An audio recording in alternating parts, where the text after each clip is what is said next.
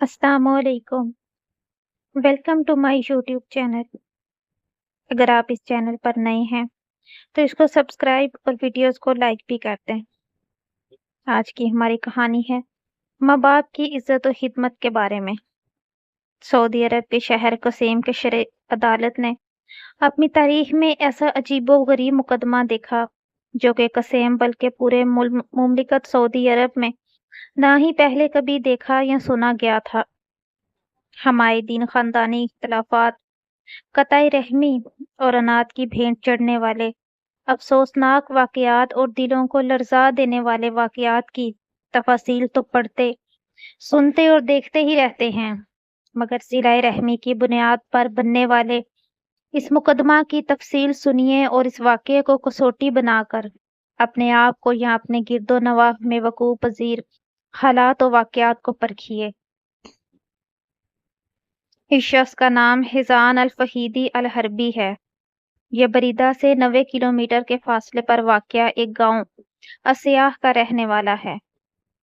कसेम की शरई अदालत में फैसला जैसे ही इसके खिलाफ गया तो इसने खुद तो रो रो कर अपनी दाढ़ी को आंसुओं से तरबतर किया ही, मगर इसको देखने वाले लोग भी रो पड़े।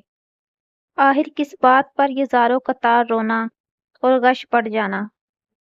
औलाद की बेरुखी, खानदानी ज़मीन से बेदखली। हिजान की बीवी ने उस पर खुला का दावा किया क्या?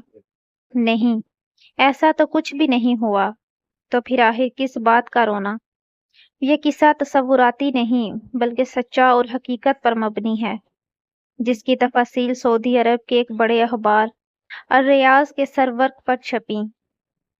मुमलिकत की कई बड़ी मसाजिद के मनाबर से आइमाए कराम ने अपने खुतबात में इस वाक़ये का जिक्र किया।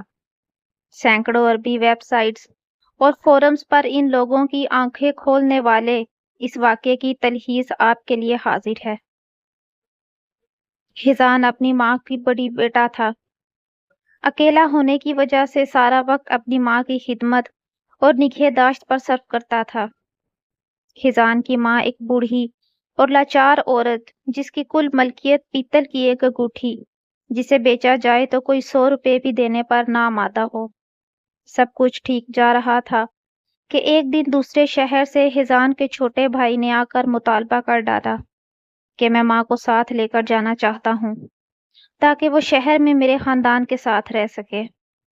हिजान को अपने छोटे भाई का इस तरह आकर माँ को शहर ले जाने का इरादा बिल्कुल पसंद ना आया।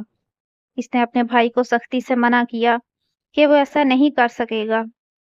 अभी भी इसके अंदर इतनी हिम्मत, सकत और इस्तात है कि वो माँ की मुकम्मल देखभाल और खिदमत कर सकता है। दोनों भाइयों के दरमियान तू तकार ज्यादा बढ़ी तो उन्होंने मामला अदालत में ले जाने का फैसला किया, मगर मामला अदालत में जाकर भी जूं का तू ही रहा।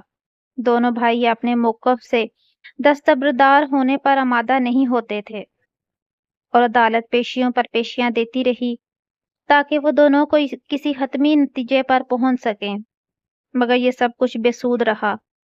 मुकदमे की तवालत से तंग आकर काजी ने आइंदा पेशी पर दोनों को अपनी माँ को साथ लेकर आने के लिए कहा ताकि वो उनकी माँ से ही राय ले सके कि वो किसके साथ रहना ज्यादा पसंद करेगी।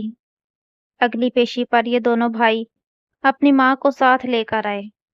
उनकी माँ क्या थी? महज हड्डियों का एक ढांचा। उनकी बूढ़ी माँ का वजन 20 किलो भी नहीं बनता था। काजी ने उस बुढ़िया से पूछा कि क्या वो जानती है कि उसके दोनों बेटों के दरमियान उसकी खिदमत और निगहदाश्त के लिए तनाज़ा चल रहा है। दोनों चाहते हैं कि वो इसे अपने पास रखें। ऐसी सूरत हाल में वो किसके पास जाकर रहना ज्यादा पसंद करेगी?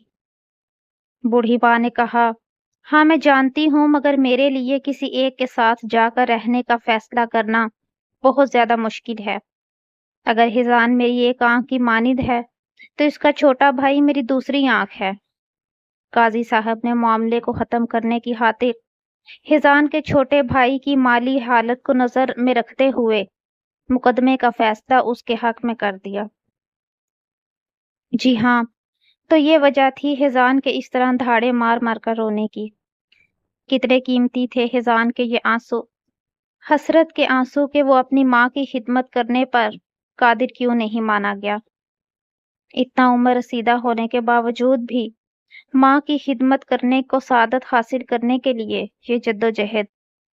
شاید بات حزان کی نہیں، بات تو ان والدین کی ہے جنہوں نے حزان جیسے لوگوں کی تربیت کی اور انہیں بر الوالدین کی اہمیت اور عظمت کا درس دیا۔ تو آپ کو آج کی ہماری کہانی کیسی لگی؟ کمنٹس میں اپنی رائے کا ضرور اظہار کریں، اور اگر چینل پر نئے ہیں تو اس کو سبسکرائب اور ویڈیو کو لائک بھی کر دیں۔